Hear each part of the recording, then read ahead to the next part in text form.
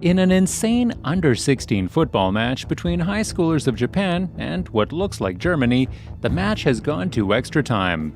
Japan gets a free kick right outside the box, and Aoyama, the main man of the team, scores. Everything is great, the crowd goes wild, and the Japanese players jump to celebrate, but Aoyama evades each one. You see, Aoyama may seem like an extremely talented player, but he is also a massive germaphobe, a cleanliness maniac. He wants his surroundings clean, and by clean, I mean not even a speck of dust around him clean. When he is not a part of the national teams, Aoyama is actually a normal student in Fujimi High School. He is also a part of the football team in that school, and yes, he is still a germaphobe like always.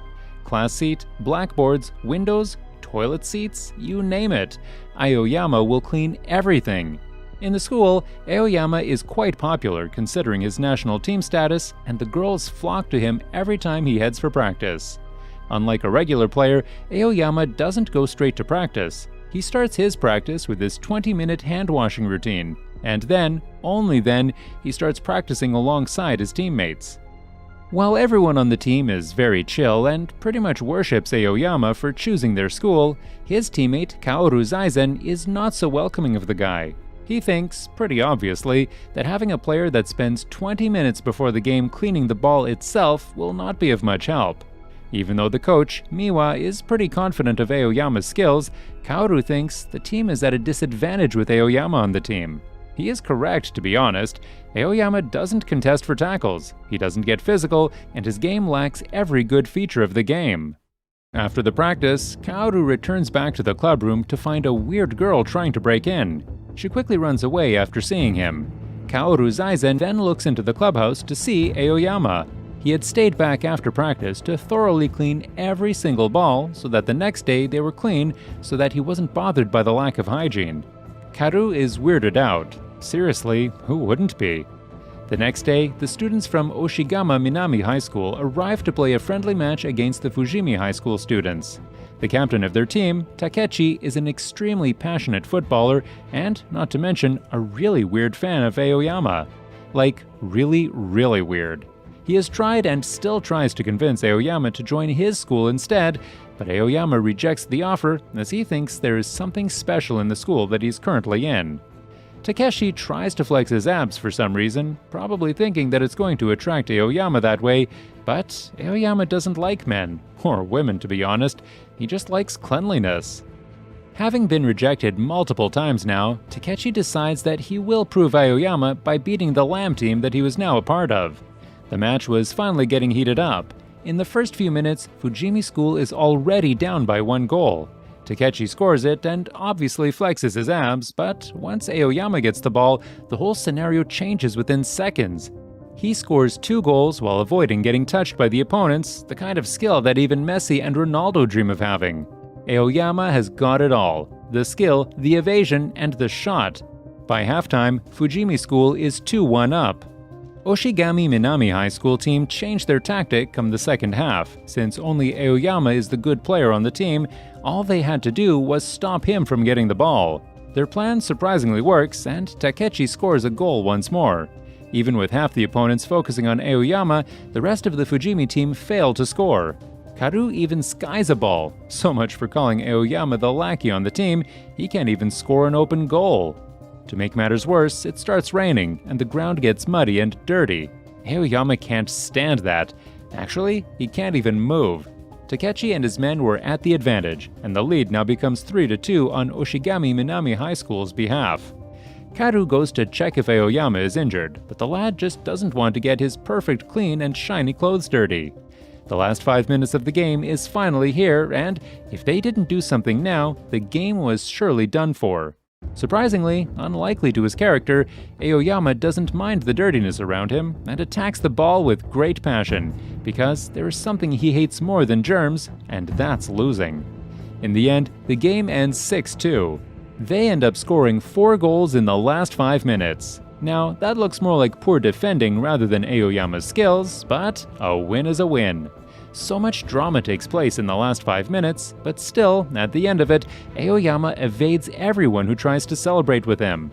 If every person was this careful during the pandemic, we could have possibly avoided the whole 2020 COVID fiasco. The girl who is trying to lockpick her way into the football team's changing room turns out to be Moka Goto, a childhood friend of Aoyama who has serious confidence issues. She thinks that since she was a nobody and Aoyama was like a literal icon in the school, there's no way he would remember her.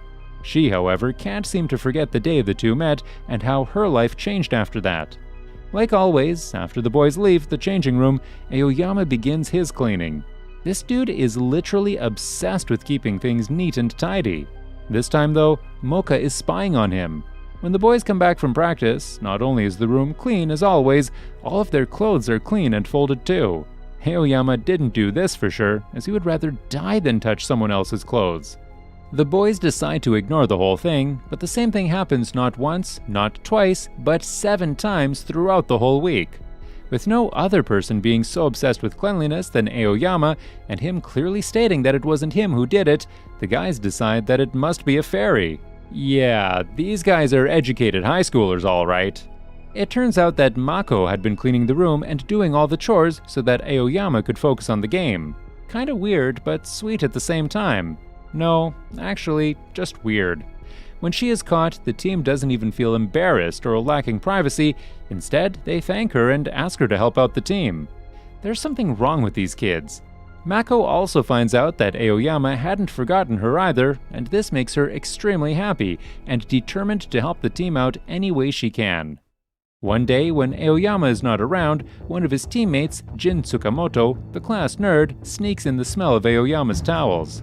The smell is so good that he cannot even explain it. Like the edgy teen he is, he quickly posts the details on his Twitter. The news spreads like wildfire across the school. If Aoyama fangirls and boys weren't mad yet, they certainly are mad now. The next practice match of the team is filled with students from all over the school. Lovers, haters, and general spectators, all of them are there.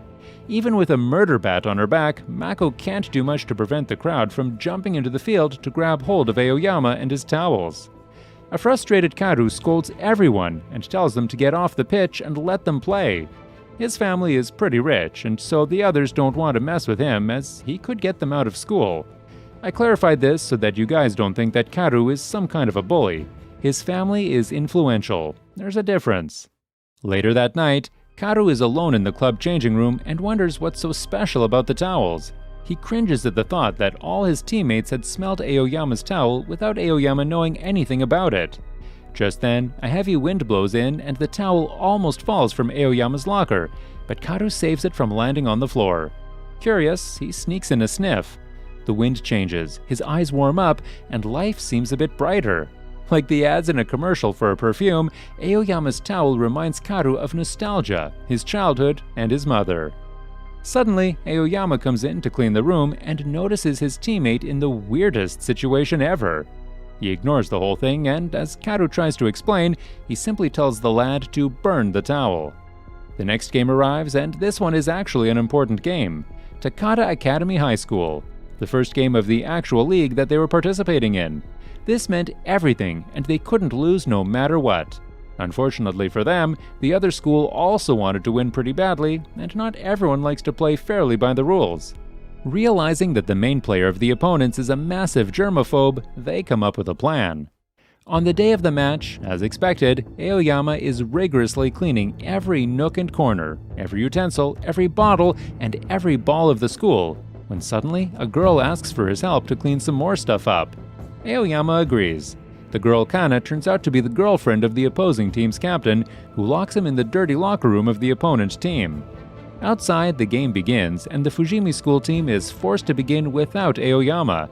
And yeah, as you guys predicted, without him, the team is absolutely pathetic and is already 2-0 down within the first half. Back at the locker room, Aoyama tries to get out without touching Kana, but she is blocking the only way out. On top of that, she starts stripping, hoping to make the situation look like an assault on her if anyone came by. She touches Aoyama on the shoulder, but she gets a reaction completely opposite of what she expected. The guy falls to the floor, unable to move at all. It wasn't exactly what she planned. It was even better. When there is half an hour left in the game, Mako suddenly arrives in the room with her murder bat on her shoulder. Apparently, she had checked every room in the entire school building to find them. If that's not love, then I don't know what is.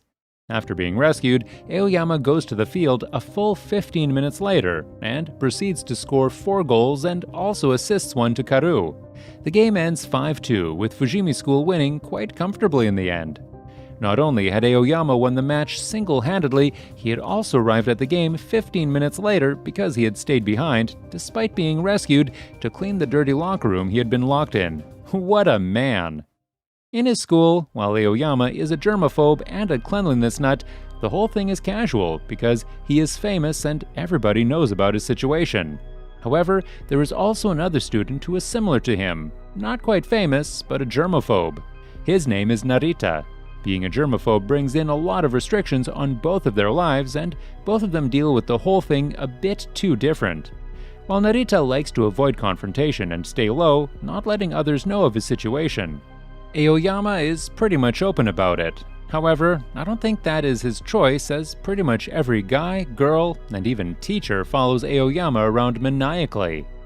Narita also starts realizing that Aoyama is not so different from himself. They both are germaphobes, and they were both massive nerds. Turns out, both of these men play a weird-looking RPG game, probably from an illegal website where they do everything they can't do in the real world, like touching random stuff and being totally social and friendly to everyone. Their character inside the game and their nature outside of the game are totally different. It's almost frightening how different these men would be if even a simple touch from another person wouldn't have paralyzed them instantly. Narita realizes this and now knows that Aoyama is not so different from him. However, he still believes that his way of not revealing his germaphobe secret is better and decides to stay the hidden germaphobe for the rest of his high school life.